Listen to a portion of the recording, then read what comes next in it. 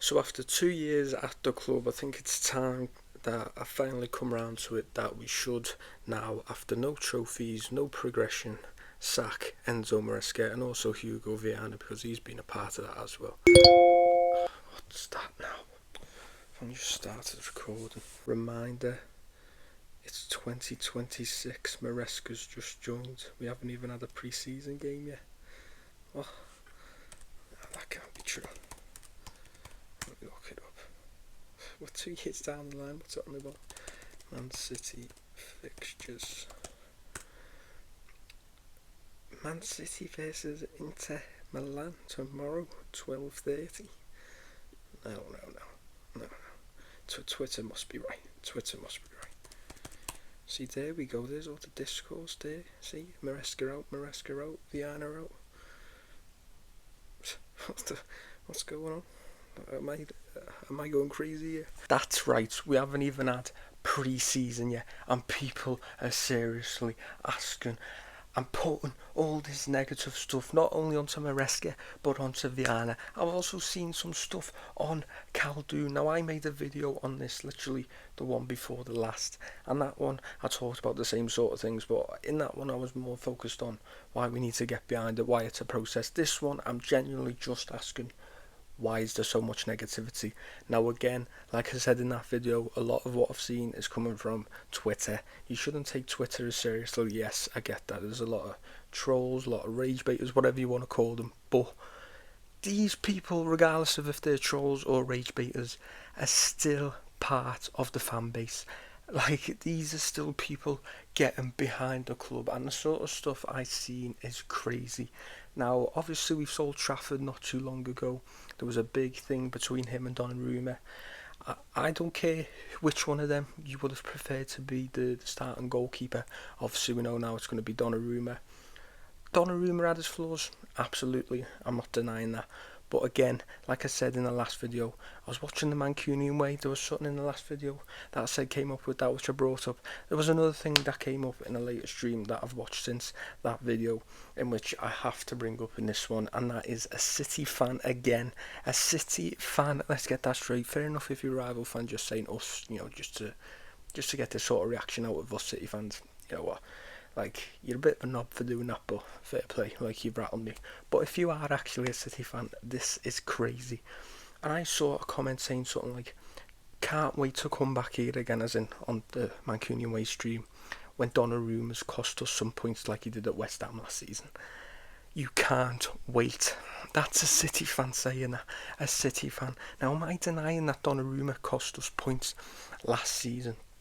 No, absolutely not. He did cost us some points, like in the West Ham game, like in the Bournemouth game, even some in the Everton game you could argue were his fault. You are literally sitting there saying, I can't wait till my team drops points just because of an agenda I have against a certain keeper. Like, that is crazy. That is actually crazy. I don't think Savinho's good enough. I think there's a player in there, he might come out if he goes to Tottenham, which it looks like he is. But I don't think, based on what he's shown for us so far, he is good enough. So yeah, I want him to be gone. I want him gone, truthfully. But any time, and I've thought about that for like the last season probably. But every time he played on the pitch, I'm not sitting there going, you know what, he's come on. If we're in a losing position, I hope we stay in a losing position just because he's come on, because then I can say he's had no impact. This is why we should get rid of him. Because that is fucking stupid. You can criticise players, you can want players out, you can even want managers out. But to do that against the benefit of your team is crazy. Now, you might not like a certain player, you might not like him that much, that you absolutely hate him, you despise him, you want him out the club more than anyone you've ever wanted out the club. But surely, if you're a supporter of the team, you should want that player to turn it around. Now, I'm not saying that I want Savinho to stay just so he can turn it around. I want him gone. But if he stays and he's on the pitch, and obviously that's trying to win us a game or trying to get a point back, stop us from losing or stop us from drawing, whatever it is, I'm not sitting there going, oh yeah, I want him to continue being shit. I want him to do something. I want him to take someone on, create a goal, score a goal, whatever it is, because I want Man City to win.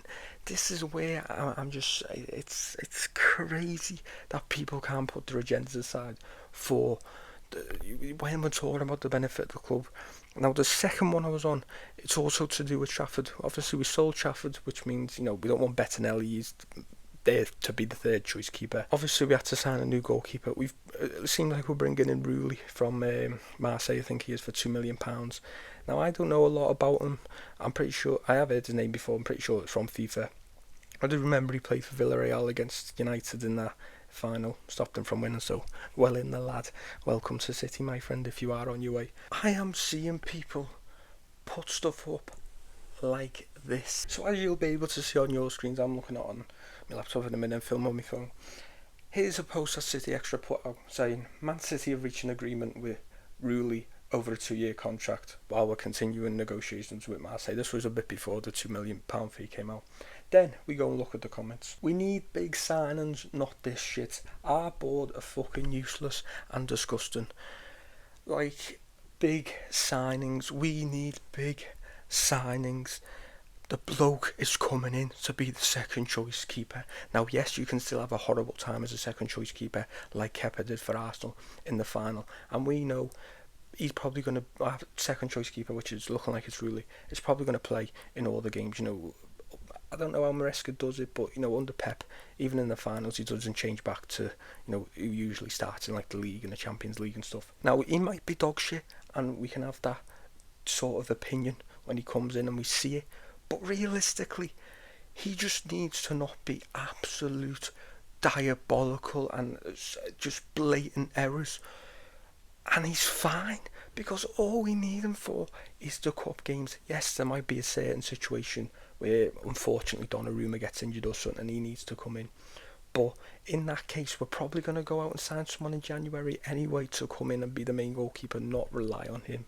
So I don't really get why people are saying big signings. Yes, we might need more big signings, but we don't need a big signing for the second choice goalkeeper, because that's the whole reason why there was such a discourse over Trafford or Donnarumma, because there were two big goalkeepers who were too big enough to stay on the bench. That's why Trafford has left, because he cannot stay on the bench. So having two goalkeepers who are a big level, at least very high potential, is pointless, because they're not going to stay at the club. So why would you want a big signing for the second choice goalkeeper? Makes no fucking sense. Who's he going to play against? We played Swansea and Huddersfield in our first two games. We played Exeter in the first game of the FA Cup. We need a big signing to play in those type of games, do we? Fair enough when we get to the final and stuff, but even if you need to, we don't. Pep always used to play the second goalkeeper, but Maresca might decide to play the main goalkeeper in those type of games anyway, so I don't know why we're worrying so much. On the same post, God help us, we are looking finished. And I know I've used the goalkeeper situation as one thing, and people saying, oh well, the goalkeeper situation and negativity around that doesn't matter. I literally seen a post today saying, get Viana out, get Khaldoon out.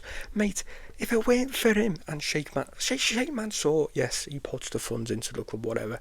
He probably gives Khaldoon the reins, and he gives him the money to be able to do what he wants to do. But ultimately, Khaldoon is the one making the decisions. He's the one putting the people in place to make the footballing decisions. He's the one that's putting the infrastructure, or should I say, has put the infrastructure around the stadium, with like the Joey Stadium / training stadium, whatever you want to call it. Obviously, the new addition to the Etihad with the more seats in the North Stand now, the family stand / Pep Guardiola stand now. Like, how can you want Khaldoon out? Seriously. And then Viana, I already touched on this in the last video. He's had one season. First of all, under a different manager in Pep. Second of all, signed Cherki for 30 million. Arguably our best player last season. Definitely one of our best players. Gahey, who, from the start of last season, we knew his contract was up, and the whole time was over Liverpool. Liverpool are going to get him. And I know Liverpool were playing shit, and people go, well, he was never going to join them after they went shit. But people were still putting him towards Liverpool because of how shit Liverpool were. And we got him off them. We got Donnarumma off PSG. Yes, he was on 1 year of his contract, but he just came off a season where he was one of the biggest reasons that helped PSG win the Champions League, the first ever Champions League, and we got him for 25 mil. Semenyo, probably the best winger in the league up until that point. We went and got him. So what are people mad at? Anderson this season, potentially Buwadi as well. Here for me is a post which is more positive, which is the right way to go about putting your criticism out, especially before you've seen a play, before you've seen a manager, whatever. This one here says, really weird one, this isn't in regards to the Rulli signing. I can't see us retaining our cups with him as our cup keeper. Right, so there's the criticism, so you can argue with that, whatever. You could say that's negative in itself, but that's just an opinion. Then, in his last little bit of his caption, it says, happy to be proven wrong. That is the right way to go about it. You might not think he's good enough. You might not think he's anywhere near the level of Trafford, even as a second goalkeeper. Whatever, that is fine. You can criticise it. You can criticise the signing. But he said there he's happy to be proven wrong because his interest and his priority in regards to this is club first. Not, oh, I have an agenda, I don't like this player, so if he comes on the pitch, I want him to be shit, even if it affects our results. And, it's obviously going to affect us potentially winning trophies and stuff. That's the right way to go about it. Then there's another one going into more general signings. Here again, De Bruyne profile picture. Back-to-back champions, and this is in regards to a tweet where it says Arsenal close to signing Bruno Guimaraes for 80 million. I would like Bruno Guimaraes to play for us. I think we should be going in for him. I don't have a problem with that, especially if Rodri's leaving, potentially Nico Gonzalez is leaving. It's good to have that bit of experience there in midfield. Right, so that's a criticism. Maybe you could argue that's negative, but the way this is worded, back-to-back champions, obviously talking about Arsenal, Man City not even trying to compete nowadays. We're just here for Caldoon to parade his little suits. No football, no sporting project, no ambition, just vibes. Now, I want to get one thing straight here. Under Pep Guardiola, don't get me wrong, we signed some quite decent fucking players, but realistically, the only one that was at this world-class level, which everyone seems to be thinking, why aren't we going for these sort of people? We always used to go for these sort of people, which is just not true under Pep, is Erling Haaland. Now, Erling Haaland's gone up another level or two since he's come to us, but he is someone that you could still say before he was one of the best strikers in the world. Now, we've signed a lot of people who had big prospects before they came in, probably had a world-class potential, and everyone realised that, but they weren't at that level.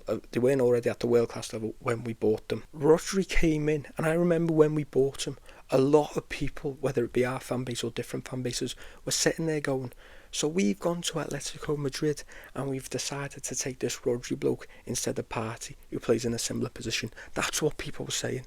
That's what people were saying at the time, because he was a world-class potential prospect. He wasn't a finished article.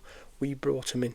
We made so many signings like that under Pep. We never really made an out-and-out top signing other than Haaland, like I said, under Pep. So why people have got this revisionism that, oh, actually we were buying all the best players in the world. No, we weren't. We were buying world-class potential and making them reach that potential. That's what we were doing. So how you're getting on Viana's back now doesn't make any sense when I didn't hear anyone getting on Tadiki, but obviously say his name, back when he was there. And yet they're doing the same fucking thing. Like, I actually bought into social media so much this summer over the potential people, the people that were reported to signing. Some of the names I'm still not all that on. But I sat there thinking, I'm reading comments and stuff, and I sat there thinking, these players are coming into the first team. These are all like 18 years old, whatever. They're just not good enough. These are all coming straight into the first team. But then I saw this post, and it was about a potential starting 11 that we have this season based on players we already have there. Obviously, potentially Rodri seems very much likely to leave. You could argue maybe a player or two in here is likely to leave, particularly one. But just running you through this team here, potential starting 11 that we could have this season. Donnarumma in goal, Nunez at right back, Diaz and Gvardiol, or you could have Kusanov and Guehi. O'Reilly at left back, you could have Aït-Nouri. Nico G, who's potentially leaving, so we don't know there, but Buwadi's probably going to come in to replace him. Then you've got Foden, you've got Anderson, You've got Cherky, who's on the right wing in this picture, but you could have Semenyo there. You've got Doku, you've got Haaland. So if anyone's going to sit there and tell me that team is not good, the way people make out about this team is like all these signings are coming in and doing it. And I actually bought into that. I actually started to think to myself, why are we signing all these 18-year-olds when they're coming in and you know, they're going to take 2 or 3 years to get there? Now, I'm not saying none of these players will, but Wadi potentially will, because he's probably like an out-and-out 6, especially if Rodri and Nico Gonzalez leaves. But, like, Cherky on the right wing, he's played there a lot, he can do a job there. You're Semenyo, who can come off the bench, who's another one who's got a lot of hate for whatever reason, when, you know, we all wanted a goal scoring winger in January. He's only been here 6 months and he's done exactly what you wanted him to do, score goals. But now, oh no, he's not good enough because he's got a bad first touch. So what do you want then? Do you want so every signing should be on the level of a junior, is what we're saying. It's just madness. It literally is just madness. But yeah, that's just my little bit of a rant. I know I kind of made a similar video to this. Obviously, everyone is entitled to their opinion. I'm not trying to force hate onto anyone. I'm not saying anyone should listen to what I say and change their opinion drastically. But I just think the fact that we haven't even saw a pre-season game yet under Maresca and there's this much shite over it's crazy. Like, it's genuinely crazy. So I just think we need to be a bit more positive. If this is the way we're going to act as a fan base all season, then yeah. And I know this might be a minority again, so it's probably not the whole fan base, and a lot of the City streams I've listened to aren't talking this sort of way, so maybe it's just certain people, but you know, still part of the fan base. So come on, be more positive. We haven't even seen, forget a Premier League game, we haven't even seen the game yet, because the game's tomorrow. So chill out.